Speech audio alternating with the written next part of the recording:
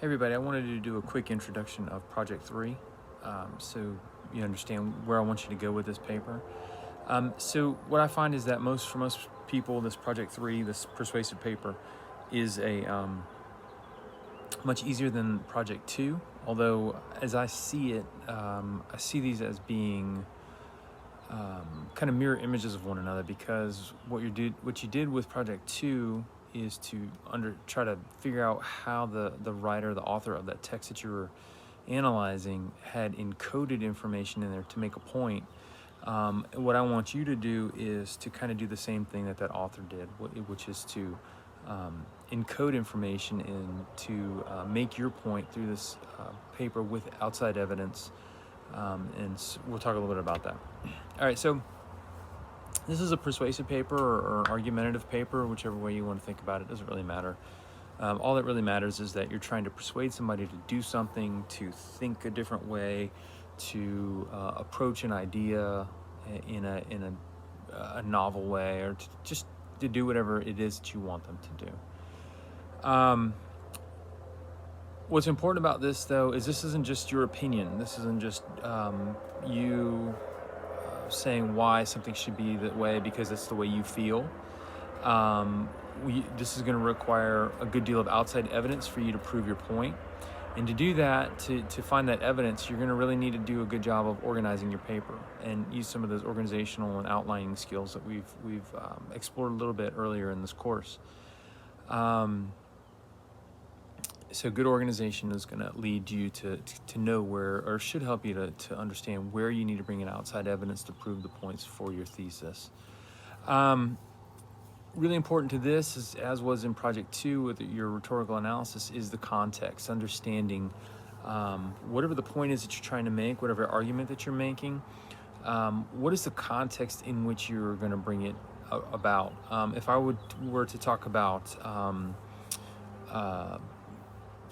something along the lines of police brutality, you're going to have a much different environment in which you're going to have to make an argument about it. Say before the LA riots in the early 90s, as opposed to you are today. I mean, the Black Lives Matter movement has done quite a lot to change the way that we think about and discuss race and policing in this country. And it's only been 20, 30 years or whatever it is at this point, but we're the context between what's happened over the past 30 years since the LA riots and where we are today. There's a lot of social construct that goes into the context, so we need to think about that. When you're thinking about the context, you need to say, who cares about this issue? And what is it about their lives that would make them care or not care? And what are you going to do to try to get them to care? All right. And that can be kind of hard. So you need to think about other people. You need to think about your audience. We'll talk about audience in a second.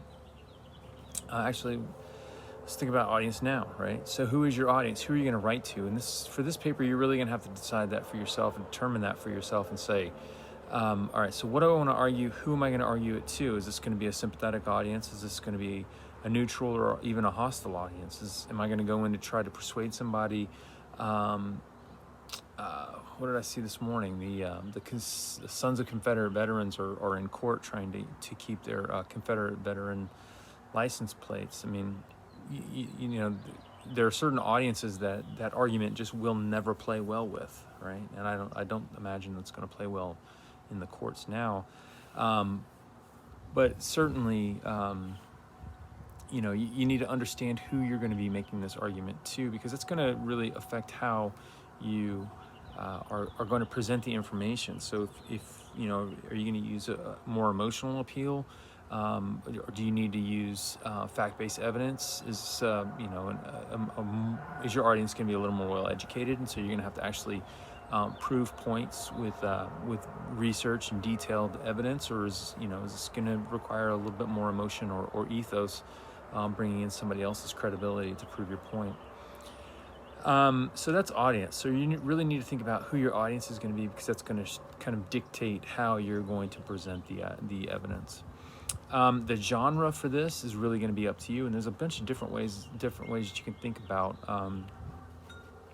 how to do this. You could just do, like an argumentative essay if you want to do that. That's fine. You could turn this into a speech. It can be, you presenting before a group of, people, fellow students. It could be, a speech that you give on a holiday, or, on a national event that you're going to, a kind of holiday event, Memorial Day or something like that. Think about that. It could be a letter to the editor. It could be a letter or an email or something to a elected official, which you're trying to persuade them to take a position that you want them to take. This could be really just about anything. So be creative. Think that through about the genre.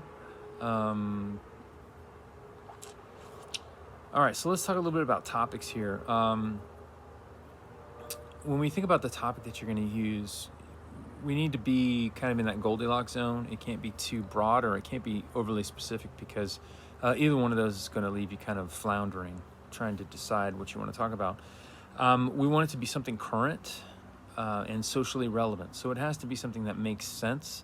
If you're going to, I want you to if you're going to try to make a point, let's say that your argument is that I want you to think that the Boston Celtics are a better team than the LA Lakers, right? I mean, okay, great, that's fine, but you can make that point all day long. But really, that's kind of not. It's just not that fun, really. It's not that that engaged socially, and it's not going to get you where I want you to be in this class. So I want you to think about something, a social issue, something culturally relevant and current, maybe something that affects you or your family specifically. So when we talk about specificity of your topic, we could argue, Black Lives Matter. And that's nice, but that's such a broad topic, right? There's so many things happening under the idea of Black Lives Matter, right? You have, policing and, drug, nonviolent drug offense sentencing. You have reparations. There's so many things that goes into the Black Lives Matter. There's so many different topics that trying to just, to have 1,800 word paper and say that you're going to argue Black Lives Matter. Well, that's nice, but that's not enough. We need to find one of the specific topics that you can talk about. Similarly, if we think about, women's rights or, gay rights or whatever the thing is, these are overly broad topics. Now, if you like women's rights, if we want to talk about why don't we talk about why you should support the Equal Rights Amendment, right? So that's one.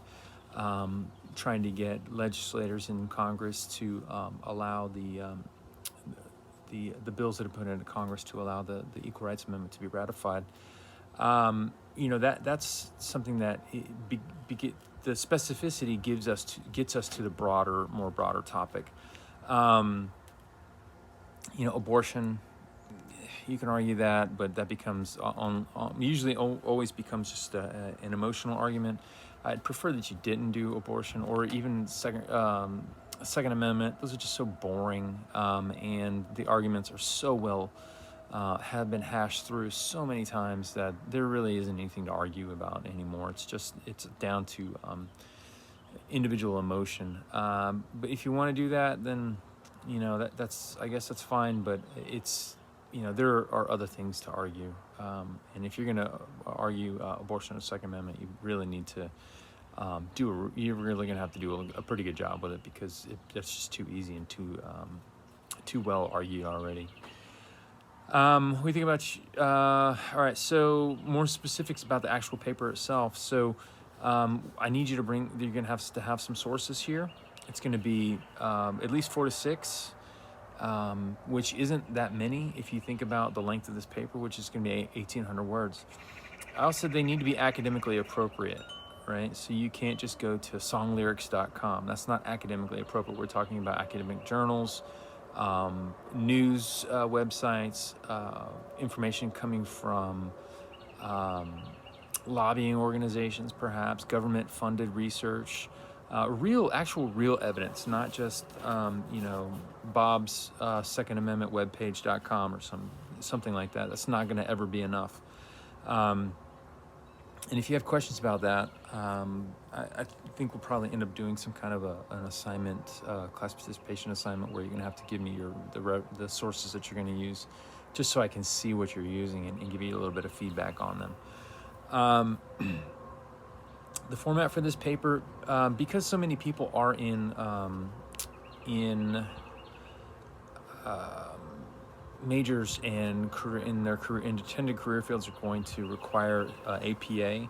I'm going to want you guys to do this paper in APA. I'm going to have pretty soon, I'll have a video up kind of explaining APA 7, which is the newest version of APA formatting. It's not that hard. It's actually pretty easy compared to the old way of doing it, so no big deal.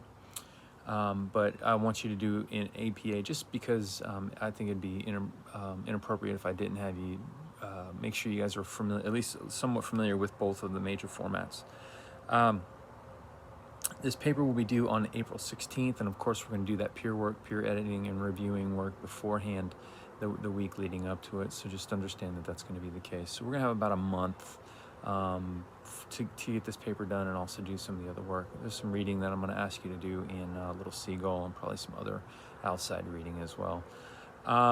So if you guys have any questions about this specifically, let me know. But just understand that this is an argumentative paper that's going to require you to really think and not just present your opinion, because your opinion is probably great, but it's not enough for an academic paper. All right, if you guys have any questions, you know where I am.